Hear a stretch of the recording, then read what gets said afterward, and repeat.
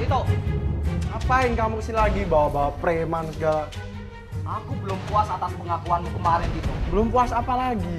Kamu bilang, kamu mendapatkan jabatan dan prestasi itu karena usaha dan doa kamu. Bullshit semua itu.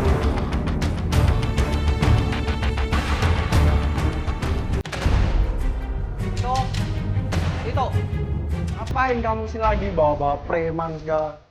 aku belum puas atas pengakuanmu kemarin itu. Belum puas apa lagi? Kamu bilang, kamu mendapatkan jabatan dan prestasi itu karena usaha dan doa kamu. Bullshit semua itu. Maksudmu apa? Kamu berbuat curang kan? Hah? Berbuat curang gimana? Aku tahu kamu menggunakan jimat dan pergi ke dukun.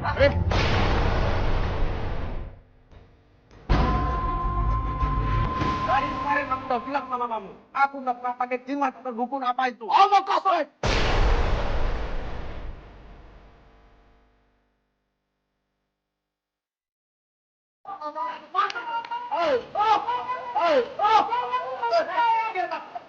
Aku adalah seorang karyawan biasa dalam satu perusahaan dan nah, aku mempunyai seorang sahabat namanya Tito.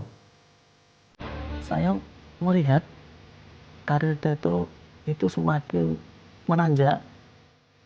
Aku jadi iri.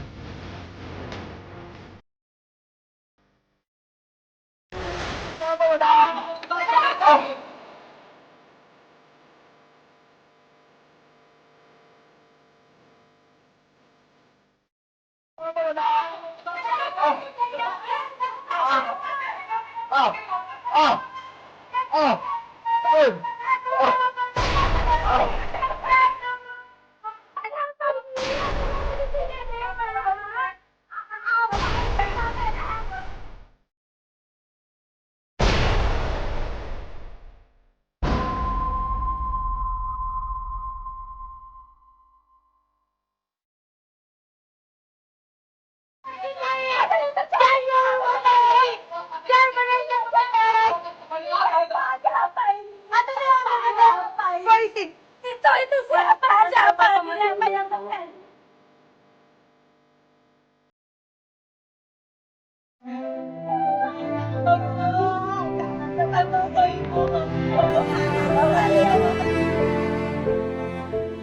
Persahabatan yang awalnya indah akhirnya harus dinodai dengan aroma persaingan. Bagaimana hal itu bisa terjadi? Ikuti kisahnya dalam pengakuan terlarang.com.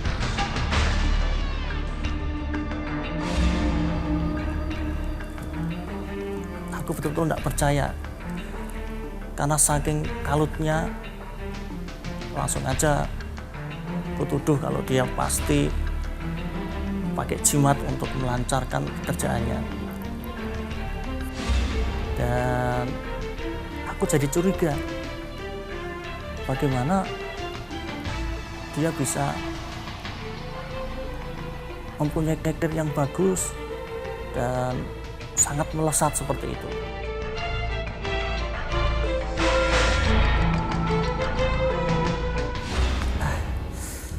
Apa aku pergi ke dukun saja ya?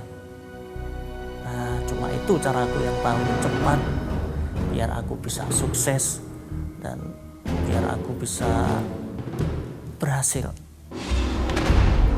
Permisi, Ya, selamat sore. apakah Anda Icoyo? Betul, saya Kijoyo. Dan aku beranikan diri untuk ketemu dengan seorang dukun. Aku pengen karirku melesat seperti Tito. Apakah Kicoyo bisa membantu saya? Oh bisa, bisa. Jangan khawatir. Dan dukun itu cuma memberiku sebuah jimat. Iya, Terus berapa saya harus membayar ini? itu. Waduh, gampang. Murah, cuma 3 juta aja sebagai pengganti. Wah, masa benda sekecil ini 3 juta? Apa tidak terlalu mahal gitu? Semenjak aku dikasih jimat sama si dukun itu, kepercayaan diriku juga semakin naik. Dan aku jadi percaya kalau jimat itu bisa membuat karirku melesat dan aku jadi lebih sukses lagi.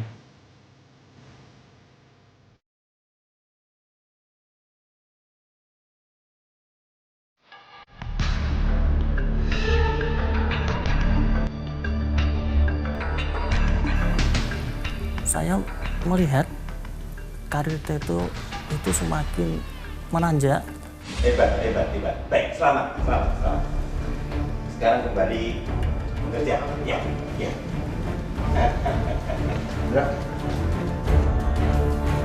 Saya pikir bisa-bisa dia malah jadi bosku dan aku jadi bawahannya. Dan suatu hari aku mengambil sebuah berkas di mejanya Tito dan aku menemukan sebuah benda mirip jimat.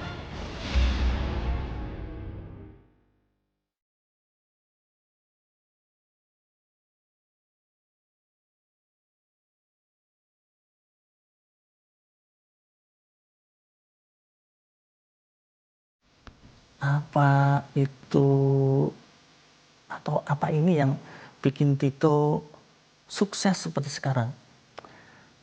Wah, pasti ada yang nggak beres nih ya. Pasti Tito pergi ke dukun juga. Itu pasti, dan aku yakin bahwa dia pergi ke dukun.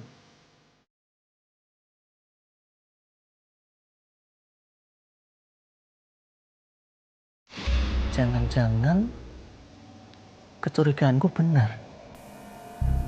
Karena jimatku tidak ngaruh apa-apa pada karirku. Kenapa karirku masih lurus-lurus saja, tapi malah karir Tito yang semakin melejit, bahkan jauh di atasku. Saya punya catatan bulan ini kinerja kamu luar biasa jelek.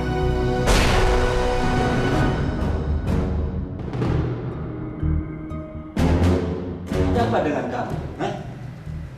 Ya, menurut saya bekerja sesuai aturan di sini dan Sesuai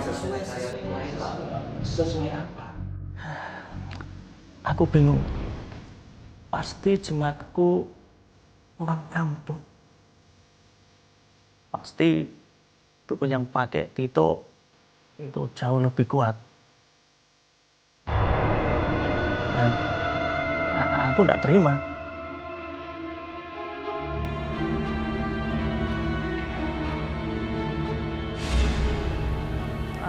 Aku janjian lagi dengan dukun itu. Dan aku minta jimat yang paling kuat, yang paling ampuh. Dan aku tidak mau kalah. Coyo. Bagaimana ini, Ki? Jimat yang Aki berikan kemarin tidak mempan, Ki. Saya tidak jadi naik jabatan, Ki. Bagaimana ini? Pokoknya saya minta pertanggungjawaban Ki Coyo. Saya sudah bayar 3 juta.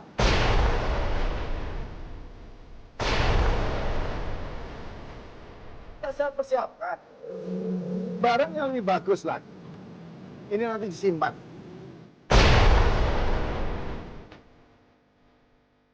Berapa? Berapa yang harus saya bayar, Ki? Ini barang ini karena lebih bagus daripada yang kemarin. Si Pak Chandra ngasih saya sebesar 5 juta. 5 juta? Iya.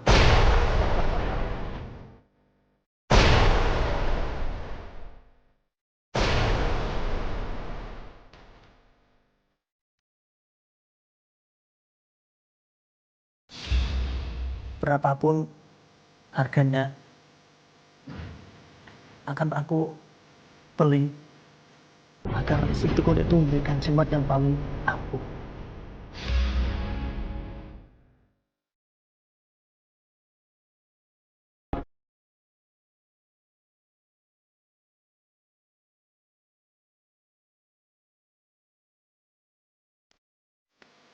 Jalan pintas yang dilakukan oleh Chandra nyatanya tidak membawa perubahan dalam hidup Chandra. Lalu, akankah Chandra sadar bahwa apa yang dilakukannya itu salah? Akankah dia berubah atau malah justru Chandra semakin terjerumus ke dalam lembah hitam?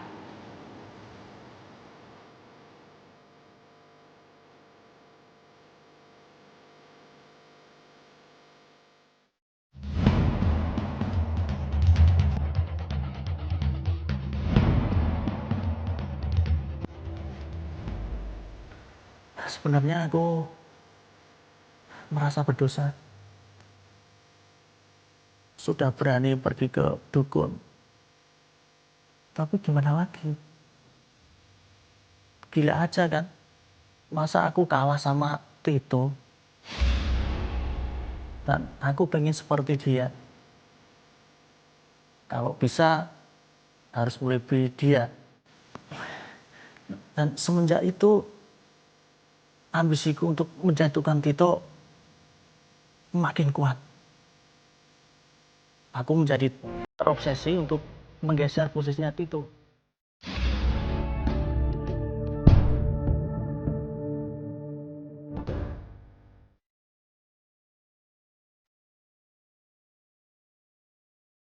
Dan akibatnya hubungan pertemanan kami yang dulu baik-baik saja sekarang jadi hancur. Pekerjaanku juga jadi tidak ada yang beres. Aku sering sekali dikomplain sama bosku. Chandra. Saya kasih kesempatan kamu bulan yang lalu. Kamu tidak bisa memanfaatkan. Payah. Lihat itu ini. Masih muda, kinerjanya luar biasa. Kamu harus belajar dari dia. Ngerti? Tapi Pak, saya punya pendapat lain atas kinerja Tito Pak. Pendapat apa? Ya, mungkin Bapak senang dengan kinerja Tito. Kemudian klien-klien juga senang dan prestasi Tito.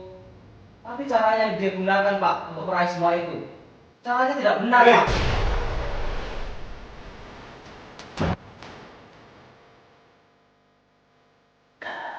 Tapi ternyata jimat dari dukun itu tidak manjur. Dan jimat itu tidak sakti. Sialan. Sia-sia aku bayar mahal dukun itu. Kau cari gara-gara lagi kamu. Kemarin kamu udah datang ngumpulin aku habis-habisan. Di depan ibuku, adikku, depan istriku. Cari gara-gara lagi kamu.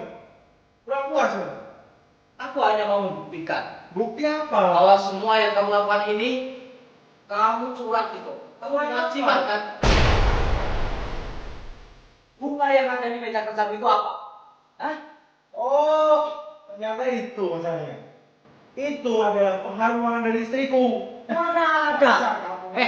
Kamu ngaku saja lah. Aku apa lagi? Bunga yang kamu taruh depan meja itu pasti jimat kan? Itu bukan jimat. Itu pengharuman. Baru mana? Aku nggak bisa lagi kenal sama kamu. Tito, Kita juga buruk. aku tidak bisa. Tito.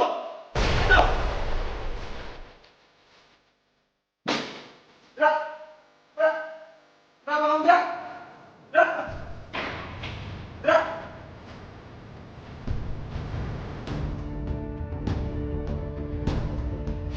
Hanya dengan kerja keras, seseorang mampu mewujudkan mimpi-mimpinya. Chandra telah salah melangkah. Jalan pintas yang dikiranya dapat menyelesaikan masalahnya, justru menimbulkan permasalahan bagi dirinya sendiri. Bukannya karir cemerlang yang dia dapatkan, melainkan dia dihadapkan pada kondisi kehidupan yang semakin terpuruk.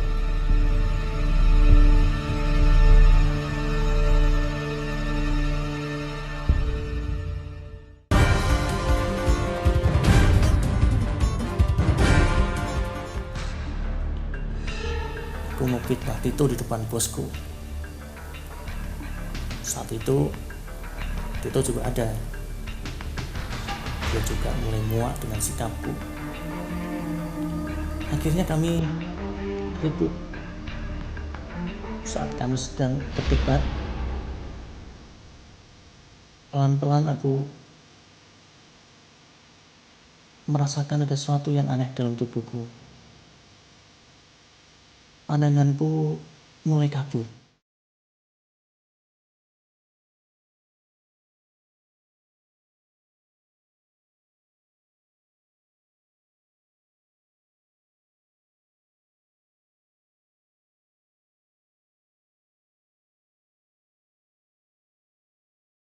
Ternyata aku mengidap penyakit kronis. Aku diprediksi kalau umurku tidak akan bakal panjang.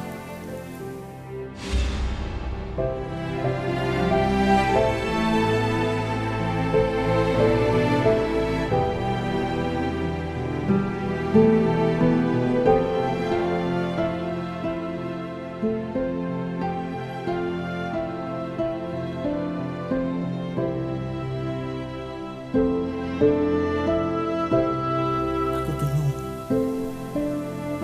Di satu sisi aku menyesali semua perbuatanku, tapi di sisi lain hidupku hanya tinggal sebentar.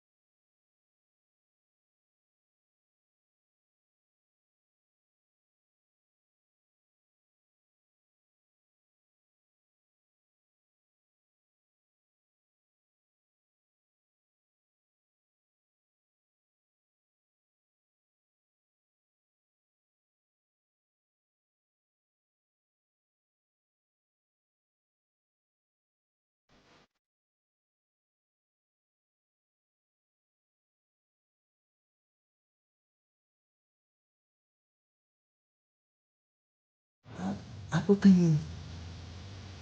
Di satu sisi aku menyesali semua perbuatanku, tapi di sisi lain hidupku hanya tinggal sebentar.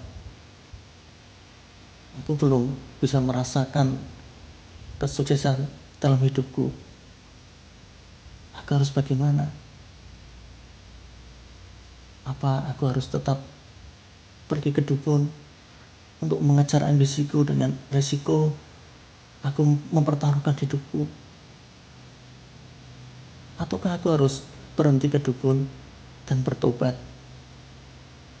dan memulai semuanya?